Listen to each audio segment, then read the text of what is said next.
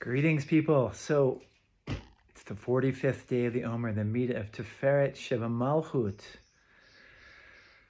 So Malchut, let's think about this two ways. One way is kind of like the practical stuff we can all relate to. The second way is like, what are the tzaddikim thinking about? We'll do first the more kind of grounded, practical way, which is Malchut is recognizing that God's in charge, and Tiferet Sheva Malchut is empowering our capacity to recognize God's dominion. We can also think about Malchut as the way we are having dominion or having influence over the people who are in our sphere of influence, whether that's our family or our coworkers, the people who work for us, or the people who we're supporting through our commerce, or just walking down the street and that person you see who you share joy and pleasantness with, who like every day gets a jolt of connection from you and misses you when you're not there. There's an aspect of influence and malchut and nobility in sharing your higher qualities with others, regardless of who they are, if they're receiving influence from you. And Tiferet is this aspect of the right side, the left side together. The polarities coming together is Tiferet. Tiferet is that new reality that comes together when two polarities mix. The archetype obviously is Chesed and Gevura, Chesed being an expression of love or light or self, Gevura being the boundary that constrains and assures appropriateness and precision of expression. And when that happens, something new happens, and that's Tiferet, and it gets named things like compassion and beauty and balance and harmony. And so we can recognize those beautiful, amazing qualities in the world, like beauty and balance and harmony. We can recognize the beauty of a sunset and realize, the source of life is shining on me. And on from there, you can think of examples that are relevant to you of when you experience and witness the balance of things that brings you to a recognition that there's a source of life that is supporting you and enlivening you, and you're here to serve and express that goodness in the world. And that's an aspect of Tiferet Sheva Malchut. And likewise, extending to the people to whom you extend influence. When you recognize the beauty and the balance, when you find the balance in your own self of, say, someone who is a child to you or a worker for you, and you have a sense of appreciation and love and generosity towards them, but you have an aspect of discipline and boundary, knowing that you want them to behave in a certain way or do certain things or grow in a certain way.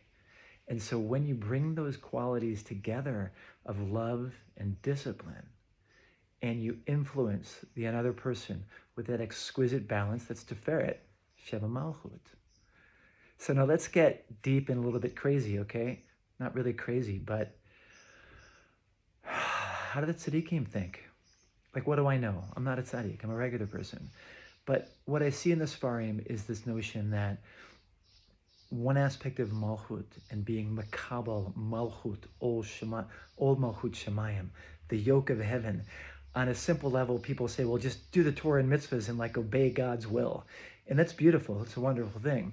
But there's a deeper level to it, which is that there's four worlds. There's our physical, concrete world. There's our emotional world there of creation and formation. There's a world of concept, consciousness, intellect, not, neurotic intellect, but higher intellect.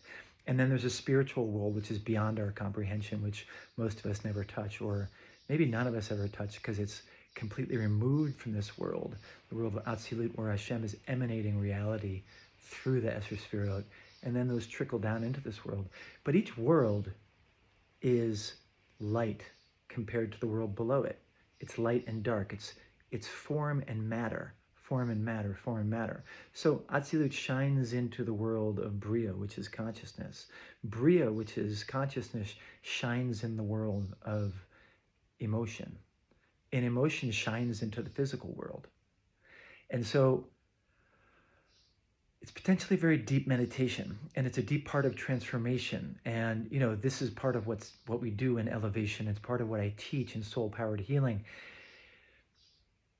If I come to a place of presence in my physical reality, and let's say I'm experiencing some kind of discomfort, lack of motivation, I'm just like numb or dull, my body doesn't feel good, but I sit in that place and I bring my awareness into a higher reality. I direct it towards Hashem. And I choose to notice my emotional reality. I choose to stimulate an emotion that actually brings me joy or calm or comfort through whatever practice I do. And then I've got that pleasant emotion trickling into my physical reality through my active choice because I want to serve God. And so I bring that world of emotion to be mamlich, to be kind of melech on my world of physicality. And I get a burst of energy and I get up and do that thing I've been trying to do, or I go to the gym or whatever it is. So I'm in that interface. Malchut is the interface of the higher world and the lower world. Malchut is the quality that transmits the perfect portion of that higher world's expression and light into the world that's below it. So when I access emotion and bring it down into my physical reality in a positive, intentional way, and enliven my physical body to serve, then I'm being mamlik that world of emotion on the world of physicality. Likewise, let's say I'm in a really difficult emotional space, hard stuff happened, I'm feeling some grief or some sadness, but a little part of my mind knows that there's a world of truth, that there's a world of clarity, knows that things go up and down and it's okay. I have what we might call emunah, poorly translated as faith, but I can direct my attention into that space and I can access some of that knowing. And that knowing can quiet and calm my emotional distress. Another way to do this is like the whole thank you thing of generating gratitude for Hashem. And so I'm in a place of pain, but I know that there's a truth that's higher. So I say, thank you for this pain. Sounds crazy, but it's the fake it till you make it thing. It's the emunah thing of reaching up with intention, reaching that higher world where there's a higher truth, and letting that percolate and inform and master and kind of have dominion over my emotional world, and I lift myself out of the emotions. Likewise, I can be in my intellectual, mental space and I can still have confusion.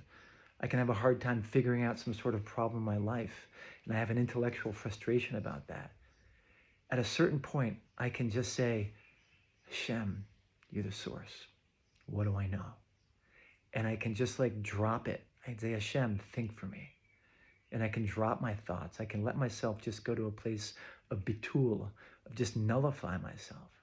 And then whoosh, something higher comes in.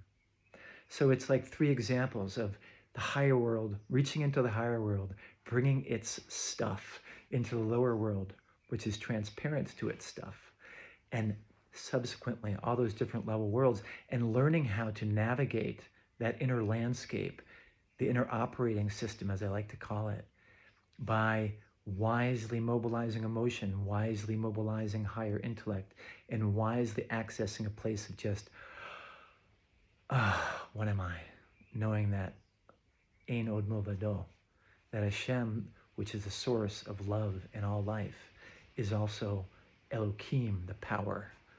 That power that activates reality in a positive way according to the needs and the desires of that higher source. So Hashem hu Elohim ein od milvado, to recognize that the source is the power and there's nothing else. And that's the place of bittul, and that's the place of dveikut. We should all be blessed to access that place of just divine light and let it percolate through us and bring us mental clarity, emotional joy and positivity, and an alive physical being that's healed and aligned with those higher levels of reality. Thanks for watching. Please share these with your friends. Give them the Substack link, invite them. You can invite people in the Substack. Just add them if you want. Okay, thanks for being here. And I hope to be back before Shavuot, which is coming upon us pretty quickly. Take care.